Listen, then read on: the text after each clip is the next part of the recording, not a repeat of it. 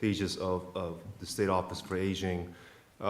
This is, unlike the Department of Health, unlike Medicaid funding, this is mostly county-run, county partnerships that oversees the home and community care, correct? Correct. And can you just clarify then what is the difference in the payment structure on how the older adult funding streams through ISIP and other community grants are paid to the actual providers versus the Medicaid home care?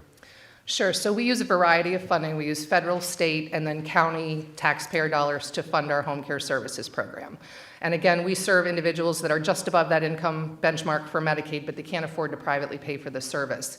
And what's unique about our infrastructure and what has been very successful for us is we actually directly contract with the licensed home care provider. There's no MLTC plan or middle management. It's a direct contract.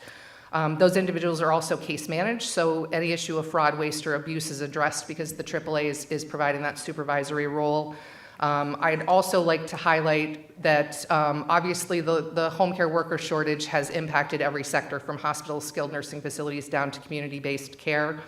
What we've done in over 10 counties is to try to pilot an innovative program where we directly employ home health aides through the Offices for the Aging.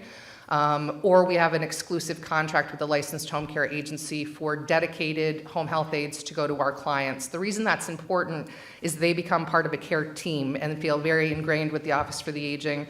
And what we have seen is that these individuals either become county employees, so they have state benefits and retirement, plus they're getting paid a living wage. We have seen in the counties that have employed this practice a full implication for their waiting list to actually fill those cases. And that has been very, very successful for us to try and serve older individuals. And I think it's a model that the rest of the state needs to look at, especially regarding the home care worker shortage. Well, so in other words, you've helped counties activate public workforce to get back into the home care business. Correct. And it's been super effective because you were able to streamline public resources, I'm assuming, yes. And for instance, access to county transportation that many home care workers do not have when they're licensed individually. And so is the administrative capacity building that SOFA and counties have done around home care to start incrementally treat public care work as public service?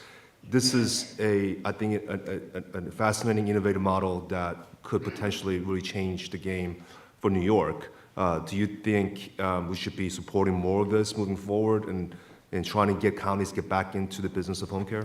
Absolutely, and I think the way our network is structured, we've addressed many of the issues that you hear from direct care workers. So it's very expensive to have a vehicle, to have, in weather like we have today, you need winter tires on your car. You might be driving extensive mileage in between cases. Being part of a county government structure with a dedicated home health aide, you have access to county transportation. You also, like I said, are part of that care team with a potential career ladder moving forward within county government.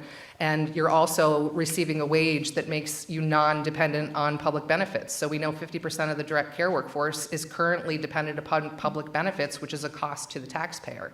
So the model not only addresses the individuals that we're trying to provide care for, it also lifts the workforce up and increases economic revenue for the state of New York.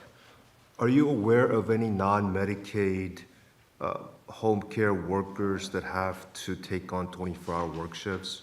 No, our network does not provide 24-hour